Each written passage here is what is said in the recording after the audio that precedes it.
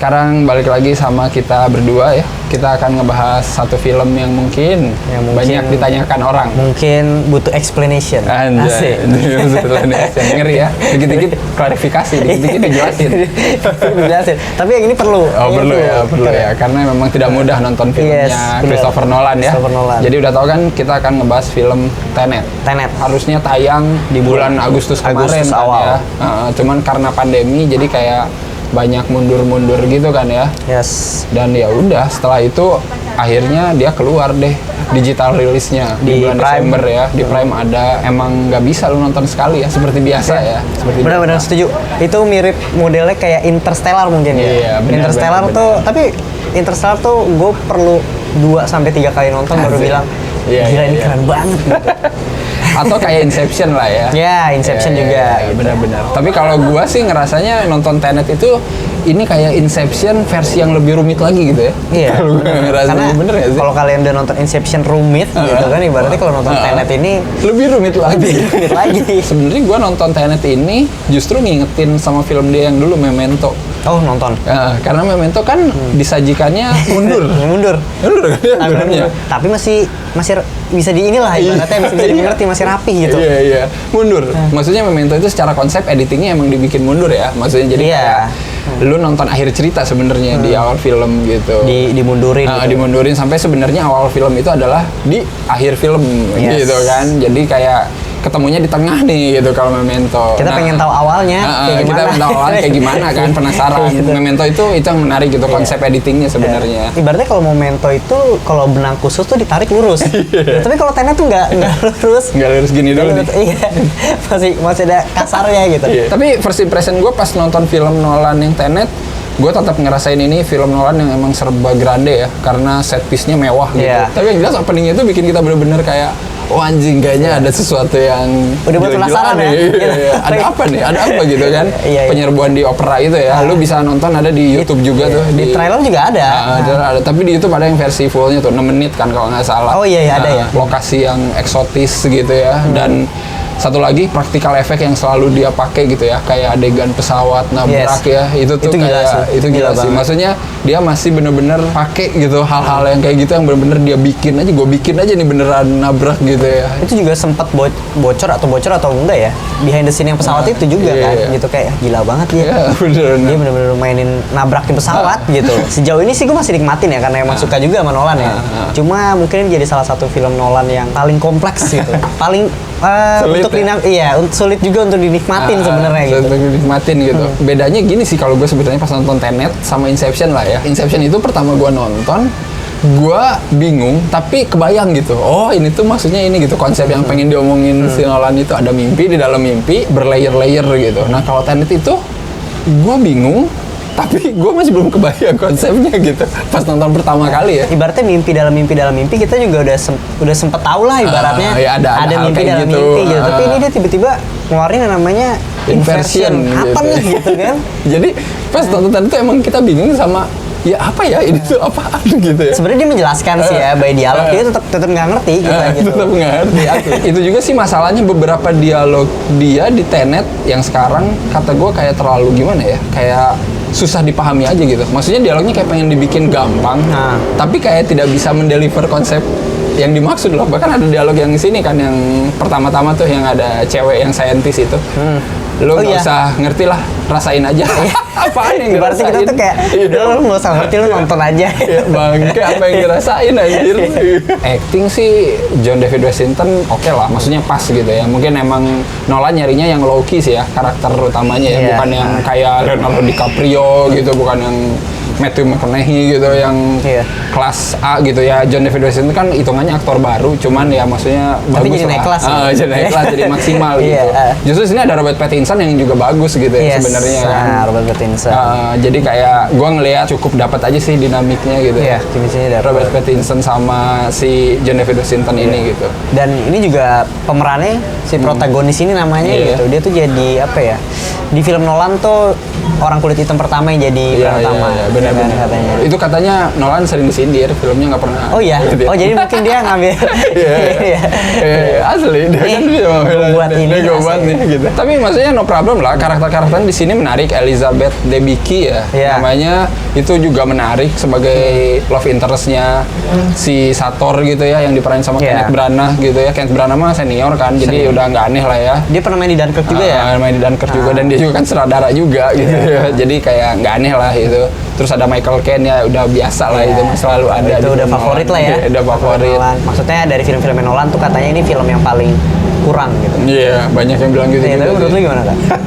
Gue gimana ya, ngomongin paling kurang mungkin lebih ke konsepnya sih kalau kata gue. Gue ngerasa ini kayak second attempt dia kedua nguji coba film time travel versi dia sih. Kalau gue ngerasa Interstellar itu film time travel loh sebenarnya ya. Sebenarnya. Secara nggak langsung gitu. Walaupun bukan itu yang diomonginnya gitu, tapi ada kayak unsur time travelnya gitu.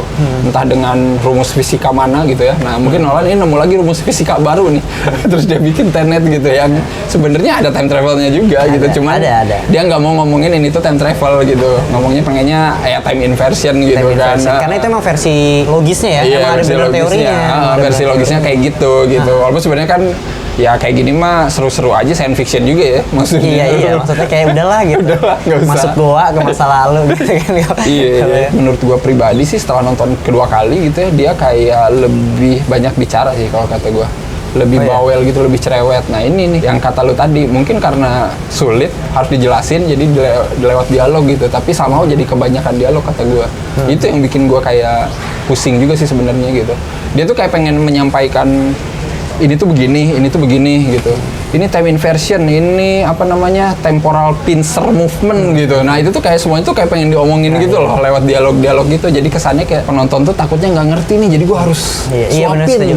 Karena emang sebenarnya itu tuh udah kompleks banget kan, dan dia mau coba jelasin tuh biar penontonnya tuh ngerti paham gitu. Tapi jadinya kayak gitu kata gue, jadi kayak over gitu. Soalnya dialognya jadi kayak tiap momen itu ada istilah baru lagi gitu, ada istilah baru lagi, walaupun ada istilah baru lagi. Iya, gitu. dia walaupun dia sebenarnya nyontohin juga kan, kurang lebih kayak grandfather paradox kayak gitu.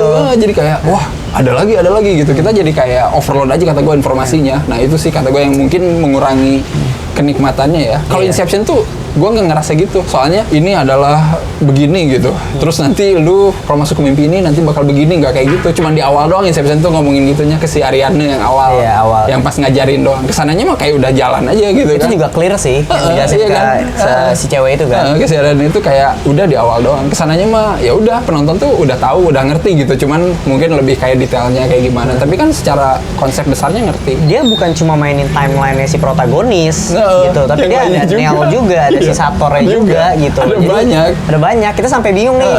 Ini sebenarnya dia yang di mana ya gitu. Dan yang bikin kita mungkin nonton kedua kali adalah ya selama ini kita nonton dari sudut pandang si protagonis ya. Iya, benar banget. Itu yang bikin pusing sebenarnya loh. Inversion itu adalah konsep baru gitu. Gue berharap ada penjelasan yang ini banget, dan Nolan juga ngasih pace-nya kan cepet ya. Iya, gitu kan.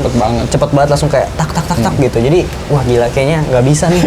Dikit-dikit udah pindah lokasi. Iya, dikit-dikit udah pindah lokasi atau nggak berantem gitu. Actionnya sih bagus ya, benar setuju tuh sama karya yang kita nonton, wah keren nih beranteman gitu. Tapi kita yang secara nggak sadar dia berantem tuh ngapain sih?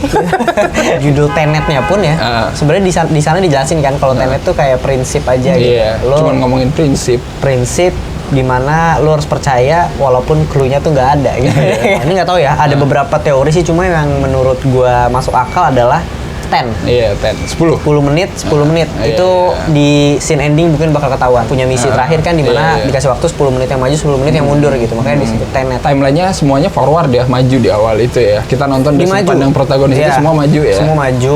Ngebuka itu pas di adegan mobil. Iya benar. Pas setelah itu semua timeline mundur lagi tuh. Iya. Ngikutin protagonisnya. Di situ kan kalau dilihat di yang adegan mobil itu juga si Sator pakai. Iya, pakai oksigen. Kita juga nggak tahu dia ngapain, dia sakit kan kalau awalnya kan. Kita nggak tahu juga kan, tiba-tiba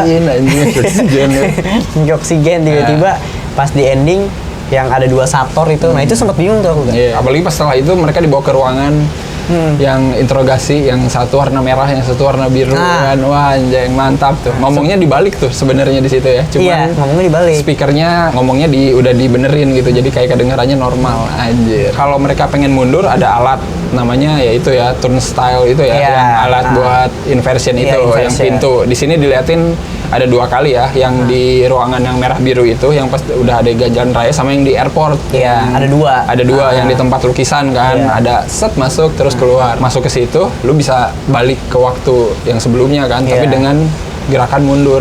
Sebenarnya gerakan mundur itu kalau dilihat dari perspektif kita sebagai orang normal. Iya, sebagai normal. Jadi dia yang udah ngelakuin duluan lah ibaratnya ya. Tapi kalau kita yang masuk, kita mah tetap kayak maju aja biasa.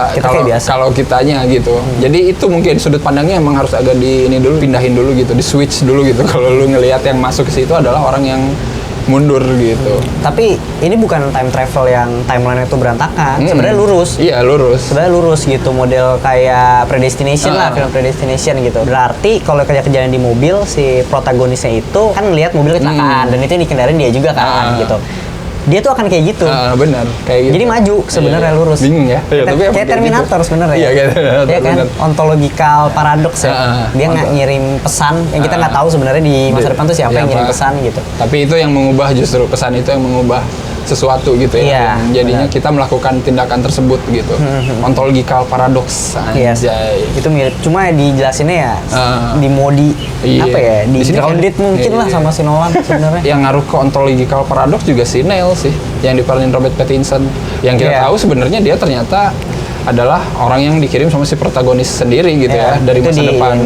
Di ending kan dibilang gitu intinya. Secara nggak langsung emang Neil itu ya takdirnya harus membantu si protagonis yang dulu gitu, yang muda, yang masih muda lah ibaratnya ya. Ngomongnya gitu aja kali ya, protagonis yang masih muda untuk menyelesaikan misinya gitu. Pada dasarnya emang time travel, cuman time travelnya Nolan aja gitu.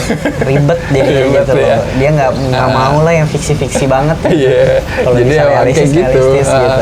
Tapi harus gue akuin adegan si protagonis berantem sama si protagonis di airport itu bagus banget sih. Gue juga bingung sih gimana itu gitu. Itu bagus banget sih maksudnya. Present time sama masa depan ketemu tuh ya kayak gitu. Jadi kayak saling bertubrukan tapi susah gitu. Nah di sini dilihatnya kayak berantem gitu kan. Tapi keren anjir. Iya kalau berantem aneh gitu sebenarnya. Aneh ya. Tapi kayak aja gitu. Gue pernah lihat BTS-nya itu emang berantemnya reverse sengaja. Aslinya emang latihannya gitu, reverse. Koreonya emang reverse, bukan dari kamera di gitu. Anjing. Mantap ya? Aneh. Ribet ya. Berarti yang di mobil jalan mundur tuh bener mundur? Bener mundur. Yang mundur tuh yang mobil-mobil di luarnya. Iya kan pas ada yang jalan tuh semua mundur kan. Nah itu yang mundur tuh itu kalau pas syuting aslinya. Tapi mobil dianya mah maju beneran gitu. Tetap adegan battle terakhir yang perang tentara banyak itu mundur juga. Itu keren banget. Itu beneran mundur juga gitu. Walaupun kita nggak tahu ya pas adegan itu mereka nembakin siapa anjing. Nah itu sebenarnya siapa sih lawannya? Itu nggak dikasih lihat gitu. Yang satu gedung dihancurin. Terus ada yang mati juga, kayak gitu-gitu. Siapa sih sebenarnya lawannya? Lawan siapa sih ini? Gitu, kayak nggak pernah dikasih lihat. Kita nggak dikasih lihat sama sekali, cuma yang pas di bawah aja di bunker itu yang kita baru tahu. Si Max itu adalah Neil katanya. Iya, banyak yang ngomong gitu ya. Max itu anaknya si Cat ya, yang masih sekolah kecil, gitu masih kecil. Jadi motivated untuk ya semuanya. Karena dia pengen menyelamatkan anaknya gitu ya. Walaupun itu sebenarnya motif yang basi sih kata gue, karena filmnya Nolan selalu gitu kan. Keluarga motifnya men. Inception, Dom pengen nyelamatin anaknya. Ya kan? Interstellar. Si itu pengen balik lagi ke bumi demi anaknya gitu ya. Sebenarnya motif basi sih sebenarnya. Gue nggak tahu kenapa Nolan mengulangi itu terus gitu ya, tapi mungkin ya udahlah ya. Nggak masuk akal juga gitu loh. Kan chemistry antara si Cat sama Neil-nya pun nggak ada. Iya, nggak ada. Yang Neil udah gede gitu.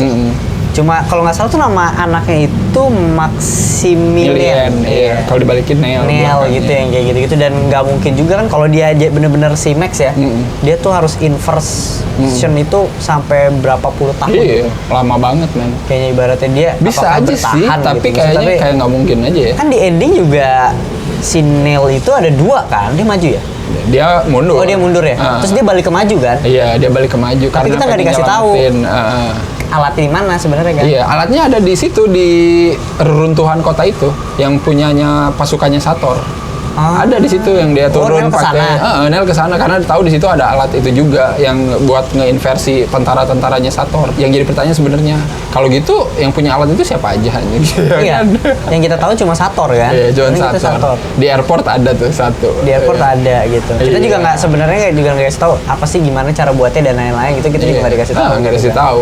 Dan kalau itu emang satu-satunya alat buat inversi ya berarti kalau lu pengen mundur lu harus nemu alat itu dulu gitu. Pertanyaannya adalah ya kalau lu bisa kayak gitu ya berarti susah dong gitu. Kalau mau mundur seenak jidat nggak akan bisa men. Karena lu harus mempertimbangkan mesin itu ada di mana gitu kan. Terus waktunya kapan gua mau mundur ya kan? Iya benar. Nggak bisa kayak time travel pada umumnya gitu yang gue masuk goa gitu cas gue ke tahun 80 peduli setan aja gue mau kapan lagi balik lagi kan nanti gue keluar lagi di tahun mana ya kan kalau ini tuh kita benar-benar harus mempertimbangkan gitu endingnya ya ending film itu kita udah dikasih di tengah-tengah iya benar ketika si Cat itu ngelihat Sator selingkuh katanya ada cewek iya yang loncat dari kapal pesiar iya kan? Dan setelah itu Sator nggak ada gitu. Berarti kan ibaratnya di ending kita juga udah tahu kalau Sator itu mati, iya, kalah mati, di situ. gitu, kalah di situ. Iya, berarti balik lagi emang takdir kan. Takdir nggak bisa diubah. Nggak bisa diubah. Si Cat itu kata gue yang paling punya motif sih di sini. Kata gue sebagai karakter asli. Maksudnya dia tuh kayak karakter arc-nya tuh ada gitu. Karena dia sayang anaknya tidak dicintai si Sator, terus ngelihat freedom yang cewek yang terjun itu gitu. Jadi dia kayak termotivasi kan. Padahal yang memotivasi dirinya dia sendiri gitu ya sebenarnya. Tapi lu ngerasa nggak sih karakter lain itu apa gitu kerjaannya? Maksudnya kayak si protagonis gitu. Dia tuh apa anjing? Sebenarnya gue gitu dari relate aja. Tiba-tiba aja. Iya gitu. Maksudnya protagonis tuh ngapain selain jadi agen CIA kan di awalnya gitu. Nel itu ngapain nah, gitu. Nah, kalau Nel emang nggak pernah dijelasin iya kan. Nel juga nggak pernah dijelasin. Yang kita tahu juga Nel dia tuh kuliah fisika. Nah itu kayaknya ketahuan banget untuk menjelaskan konsepnya itu balik lagi. itu kayak nge-push dialog itu biar ini tuh ngomongin apa namanya rumus fisika begini-begini gitu. Dulu gue kuliah fisika. Iya, tai banget. Kata gue masalah banget sih protagonis itu beneran kayak orang yang disimpan di situ aja gitu buat melakukan serangkaian peristiwa gitu. Beda kayak Inception, gue kenal sama si Dom. Dia masa lalunya buruk gitu, keluarganya hilang gitu kan, istrinya mati, anaknya nggak bisa ketemu. Bahkan ketika adegan yang di tengah-tengah itu yang udah adegan kejar-kejaran yang akhirnya kita mundur lagi tuh semua, si protagonisnya kan bilang udah gue selamatin dia aja kan dia ketembak tuh si ceweknya pakai peluru inversi. Kenapa gitu? Maksud gue apa yang bikin dia harus nge-push gue pengen mundur cuy gitu anjir demi si Cat. Sempat mikir kayak apakah dia suka sebenarnya jatuh cinta sama Cat tapi nggak ada kelihatan gitu. Si Cat ini adalah peran penting dan lainnya juga nggak tahu cuma pengen nyelamatin aja kan karena ketembak ya udah gue harus mundur gitu kan jadi semuanya mundur gitu. Kita nggak terlalu banyak dikasih tahu tentang karakternya sih iya bener asli gue bingung. Kalau Sator sih mending masih ada sedikit apa namanya sedikit kedalaman gitu ya. Motifnya juga mungkin sedikit kuat juga sih dia. Maksudnya kan dia sebenarnya tanpa mau buat kiamat ya, dia juga udah pasti mati gitu. Jadi kayak ya udahlah dibanding gue mati sendiri gitu. Berarti kan? Bener. Tapi Sator gue juga kurang sukanya dia kan dibilang di sini mau bunuh diri kan. Tapi kita nggak pernah tahu loh dia mau bunuh dirinya kenapa. Maksudnya nggak pernah keluar dari mulut dia gitu. Kita cuma diasumsikan kalau dia emang mau bunuh diri, ya kan? Bunuh diri. Karena kalau dia nggak bunuh diri pun dia bakal mati juga. Kalau dia nggak bisa memiliki semuanya, ya semua orang juga nggak boleh memiliki semuanya. Itu kan asumsi si Cat aja. Gue nggak pernah tahu si Sator pengen kayak gitu. Maksudnya dia ada niatan gitu. Si Cat itu terakhir juga dikasih handphone ya sama si itu. Iya benar. Si protagonis ya. Kalau apa-apa hubungin ini aja. Siapa yang akan menjawab masa depan aja. Masa depan. Gue juga nggak ngerti sih sebenarnya. Kayaknya suka sih mungkin. Iya, tapi nggak pernah kelihatan. Karena bener-bener ngelindungin Cat banget si protagonis. Iya, gue juga bingung gitu. Antara suka sama si Cat atau dia pengen jagain Max asli. Nah, ya itu balik lagi. Kita nggak tahu ya sebenarnya. Ya, itu mah terserah kalian. Iya, terserah kalian. Tapi kalau beneran gitu ya berarti emang udah takdirnya si Nel nanti balik lagi ke dia gitu ya. Iya, itu cukup sedih sih sebenarnya di ending emosional yang dibilang apa ya? This is the end of a beautiful friendship ya, yang kayak gitu ya dia ngomong. Tapi kata si Nel enggak, ini baru aja. Ini baru buat lu, baru mulai buat lu. Tapi buat gua ya udah di end. Sebenarnya kita udah berteman lama gitu kan. Nah, mungkin itu juga yang apa banyak orang bingung juga kali ya. Nel matinya kapan? Ya udah pas di situ. Kalau kita ngomongin ininya seru kali ya, inversionnya berapa kali. Yang seru itu mungkin yang pertama lah di airport. Di jalan tol. Iya di jalan tol juga ya. Kalau di airport itu ya pokoknya ada protagonis sama Nel kan pengen ngebobol yang pakai jas. Terus nanti dia protagonis ketemu sama yang protagonis dari masa depan, yang mundur berantem tuh. Terus ada protagonis yang dikejar sama si Neil. Iya, yang di airport. Ada si Neil ngejar protagonis tapi pas sudah digituin maskernya langsung protagonisnya cabut, terus si Neil nggak ngejar lagi kan. Jadi secara nggak langsung di airport itu ada 3 protagonis dan 3 Neil. Iya, baru nyadar. Iya kan? Timeline-nya sebenarnya lurus ya. Gitu. Lurus. Tapi di satu ini juga bagus sih.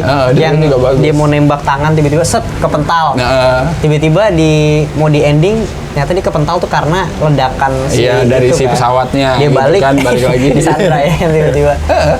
Kalau jalan tol serunya ya itu aja ya, pas cara dia ngambil si algoritmanya itu ya dari itu. Itu keren sih. Keren sih, itu adegan yang cukup menegangkan gitu ya. Udah nyelamatin Cat, dia malah diculik kan sama anak buahnya si Sator, terus dibawa ke ruangan itu. Bedanya si Cat dibawa ke ruangan yang mundur kan, sementara si protagonis dibawa ke ruangan yang biasa yang warna merah itu kan. Iya. Itu sebenarnya menggambarkan banget sih ya, merah sama biru ya. Sampai akhir di ending pun badge-nya merah sama biru. Makanya si Cat juga pakai baju merah tuh yang pas dia di jalan tol yang pas lagi diculik kan. Itu nandain kalau si Cat mah nggak mundur. Yang mundur cuman si Sator doang, soalnya dia pakai oksigen gitu kan. Kalau orang inverse itu api akan jadi es gitu kan. Anjir. Tapi dia tuh diselamatin ya? Iya. Pas jadi es itu ya? Nggak pernah diliatin juga. Iya, tiba-tiba. Nah itu gue pikir kayak dia punya kayak kalau mati tuh kayak wah kebangun lagi gitu loh. Anjing iya. Itu diselamatin. Dan itu emang nggak pernah diliatin gitu. Jadi kita tahu beres aja. Kan pasukannya ada yang maju duluan, ada yang mundur gitu kan. Temporal pincer movement itu kan. Jadi yang mundur itu nungguin dulu pasukan yang udah maju. Jadi nanti yang udah maju duluan ngasih tahu ke yang mundur, nih di sini ada apa gitu. Jadi pas yang mundur nyerang itu bisa tahu nih trik-triknya gitu kan maksudnya. Curiga gue mah ini syutingnya kayak gitu juga. Pakai temporal pincer movement, jadi setengah krunya Nolan syuting duluan. Nanti dikasih tahu. Nanti dikasih tahu ke gue. Nanti kayak gimana nih? Ribet banget lah. Kontainernya itu digunain untuk mereka tuh nunggu inversionnya ya. Iya. Nunggu ketemu alatnya lagi. Oh iya. Iya kan.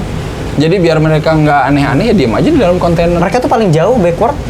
Ya ke tanggal 14 itu yang adegan pertama banget penyerbuan opera, tapi sekaligus yang adegan pertarungan terakhir itu kan yang di kota Stalks 12. Itu kan waktunya sama sebenarnya kan. Iya. Cuman beda tempat doang. Makanya mungkin itu pertanyaan juga kan, kenapa si Cat sama si Sator nggak pakai oksigen ya, karena udah reinverse lagi gitu untuk ke. Iya sih, sebenarnya itu pertanyaan juga sih. Udah reinverse lagi buat dia bisa ke situ gitu, ke titik waktu itu. Ada 2 Cat dong. Iya kan.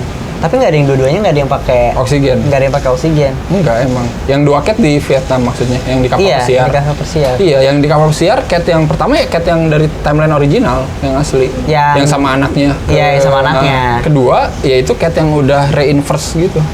Jadi dia udah reinverse lagi maksudnya, jadi normal lagi gitu. Tapi di waktu yang itu. Di waktu yang itu gitu. Nah, berarti kalau dia mau balik ke masa depan nggak bisa dong. Dia harus nungguin dulu. Iya, emang harus nungguin dulu gitu. Diungguin dulu di mana gitu.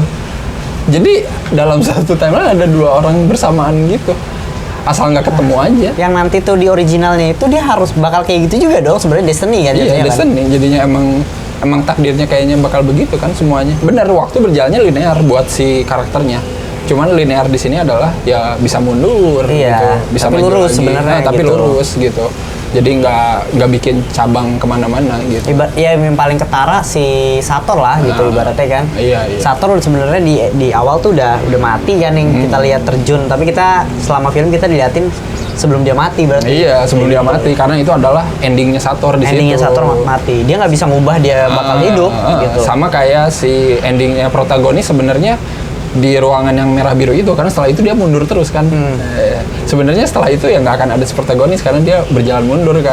Kalau yang paling simpel mendingan lu nonton film Predestination judulnya. Nah itu aja. Itu keren sih, itu bagus ya. Maksudnya itu kalau pengen ngejelasin konsep Predestination ya itu kan yang paling gampang. Itu paling gampang, paling simpel kan. Ngerti gitu. Bener asli. Lu nonton film itu aja kalau ini tuh sebenarnya konsepnya kayak gitu juga Predestination, cuman Gila, banyak rumus-rumus. Terus gue berharap sih Nolan memang bahas time travel ya gitu di filmnya, dan ternyata dikabulin tapi kayak gini. gini. Gitu. Dipakai versi dia juga tetap aja gitu. Ya udahlah ya, nggak apa-apa. At least actionnya ada gitu ya, Actionnya kejar-kejaran ada. Kita bisa nikmatin lah ya. Heist ada gitu ya. Iya. Perang juga ada, banyak dikasih. Walaupun kita nggak tahu itu perang sama siapa. Gimana nih setelah nonton Tenet, mau nonton lagi nggak untuk ketiga kalinya? Cukup 2.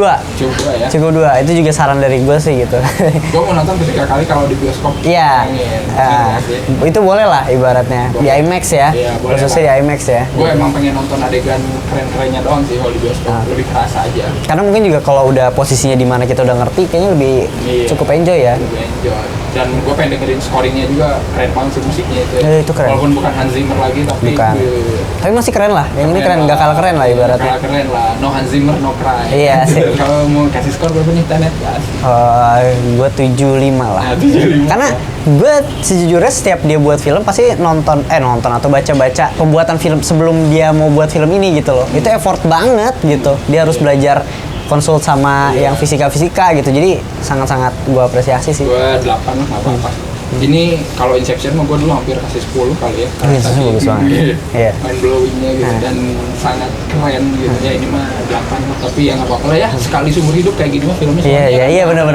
Filmmaker yang mana coba yang mau bikin kayak gini ya kan? Filmmaker mana yang kedua kali baru ngerti ya? Iya. Yang Cuman ya itu ya apa taktik marketing ya. coba yang mana mau bikin film budget segede gini gitu dengan konsep yang mungkin aktornya aja nggak ngerti kan, aktornya nggak diwawancara. Gue sendiri nggak tahu sebenarnya gue ngapain sih. Robert Pattinson. Iya, Robert Pattinson. Gue cuma baca naskah kayak ya udah ikutin aja gitu. Dia aja nggak ngerti cuy anjir, tapi jadi film. Nggak apa-apa, kapan lagi nggak ada lagi anjir. Mungkin obrolan tadi sedikit membuka cakrawala ya, walaupun enggak juga nggak apa-apa. Emang nggak bisa dipahami juga gitu ya. Di ini aja lah, enjoy aja lah. Nggak usah mengerti, dirasain aja. Oh ya, kalau kata itu ya. Don't try to understand. Just feel it. Peduli amat lu mau ngerasain atau enggak juga ya. Gimana mau ngerasain kalau nggak ngerti? Kalau ada yang udah nonton Tenet, masih ada yang belum ngerti, diskusi aja di bawah. Yes, harusnya udah clear lah. Abis nonton ini harusnya udah clear. Iya, banyak. Tapi diskusi aja di bawah. Iya. Menurut kalian apalagi sih sebenarnya ya? Iya, siapa tahu ada trivia baru. Iya, harus dikupas gitu, apa ada yang salah atau apa gitu. Tapi ngomongin aja lah ya semua. Komen, jangan lupa untuk subscribe, like, share, dan follow IG Snacker juga. Terus kalian bisa kunjungi juga Opini Tengah Malam ya di YouTube, di Spotify, dimanapun yang ada suara-suara podcast ya. Ada lah gitu. Ada lah pasti ya. Selamat bertahun baru kali ya. Yes, tahun baru. Ini tahun baru. Enggak, kan kita udah mundur sekarang. Oh iya ya. Kita backward. Iya. Jadi kalau kalian nonton ini, iya, ini kita backward. Salah. Iya, Oke, kalau gitu sampai ketemu lagi di episode selanjutnya. Bye. Bye.